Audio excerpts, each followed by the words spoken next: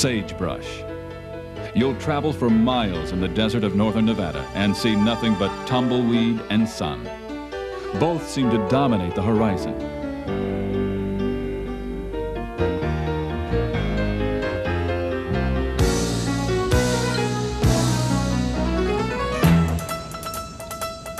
But if your travels should take you out not far from the city of Reno, you'll run across something else on the horizon, a vast ribbon of concrete, and a rapidly approaching object that tells you you've reached the most important naval air station in the world. This is Fallon, often referred to as Strike University.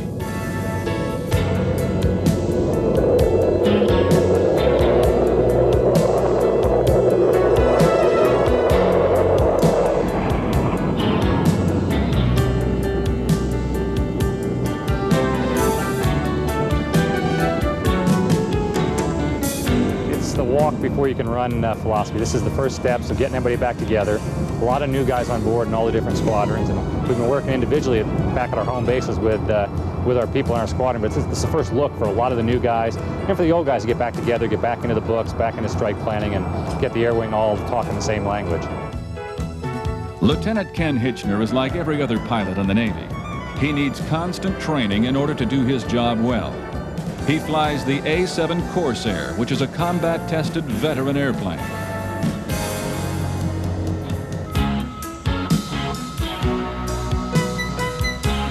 But the A-7 does not do its job alone. It is part of a carrier air wing that is made up of many different kinds of airplanes. F-14 Tomcats, which serve as fighters.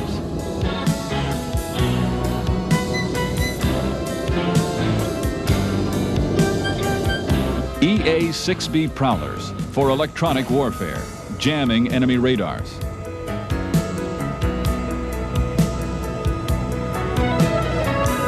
A-6 Intruders to deliver heavy loads of ordnance.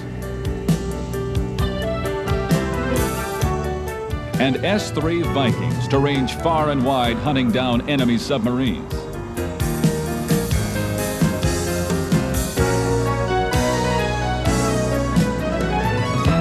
Ordinarily, these diverse airplanes are based separately. So in order to work as a cohesive unit, the Air Wing has to train together. And that is what Fallon is all about. Sit back and watch as we show you how the Navy turns a bunch of airplanes into a well-oiled machine.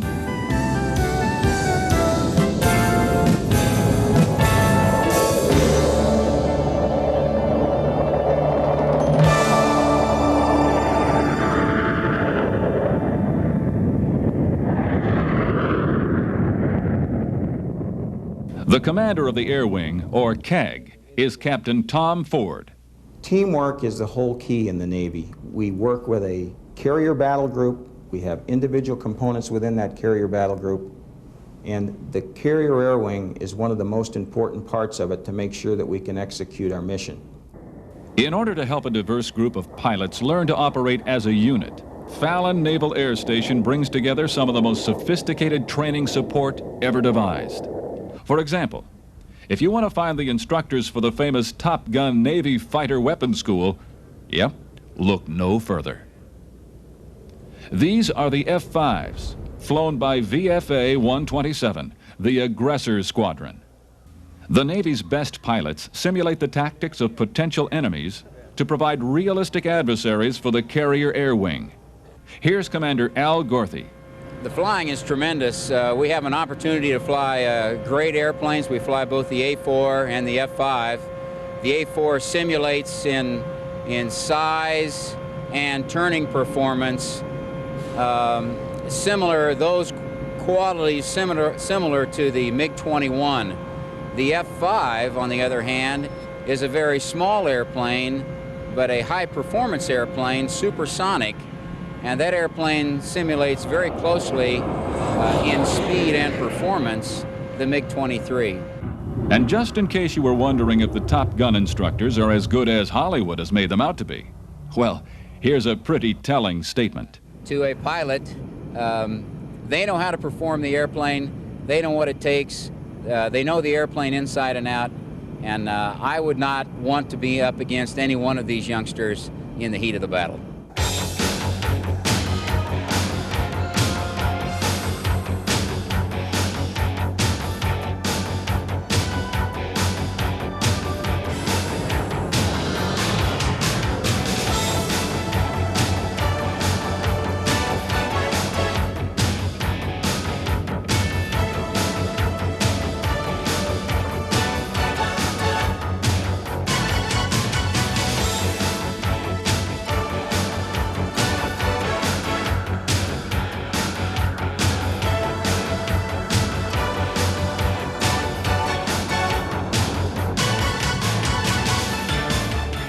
And now it's time to do what the training is all about, to take to the air for a coordinated strike.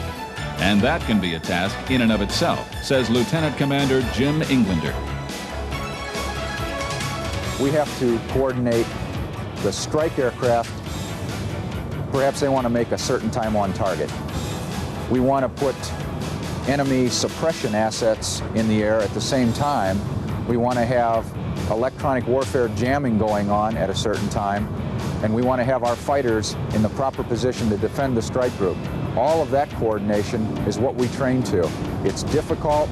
It takes tremendous training both on the ground and in the air, and it takes a tremendous amount of debriefing, which Strike U helps us with through the TACS range and through the instructors they have there.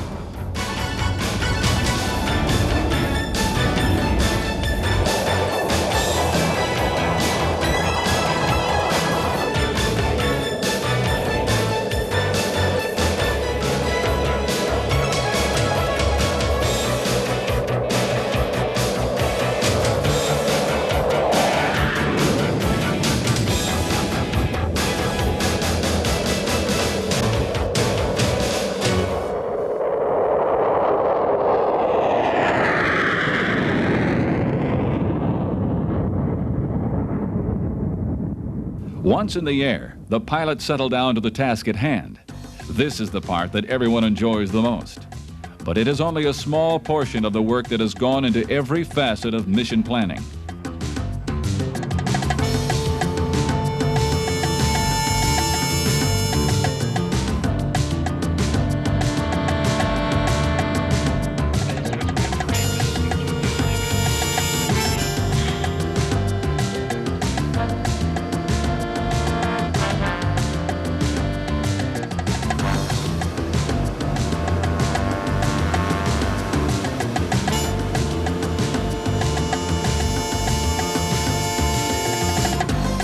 Flying is wonderful in naval aviation, but there's a tremendous amount of work that goes into every sortie. We looked at it recently, and for a 1.5-hour flight now, we're spending something like 7 hours of our day to accomplish that mission between briefing and debriefing. And Winder copies 6+00, and we'll be marking on target 3. And in they come. First, the A-7, showing its ability to put ordnance on the target unerringly. Roger, from Leap Hot.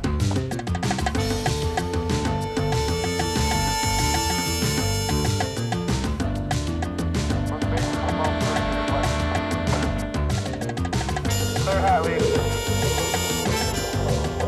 That's through your clear hot.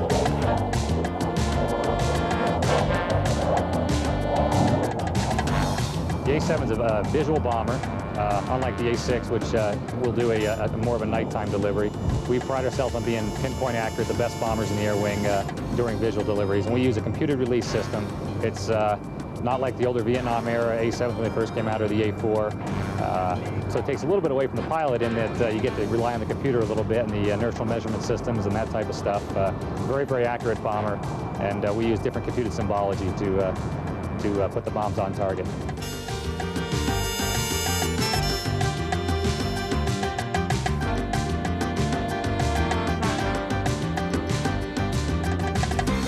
Next, the A-6s show up, using a slightly different technique. This airplane is an all-weather computer-guided precision bomber that packs the main punch of the carrier air wing, and the pilots know it.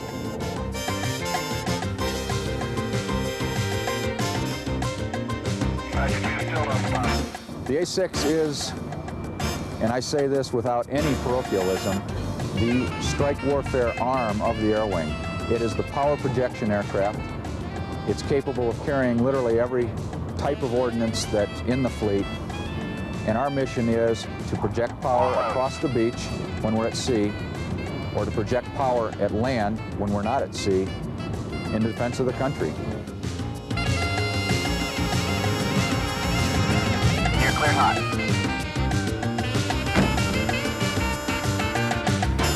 All of the information from the bombing range, the Tactical Aircrew Training System, Top Gun, and many other sources is pulled together, and slowly a picture begins to emerge about how ready the Air Wing really is.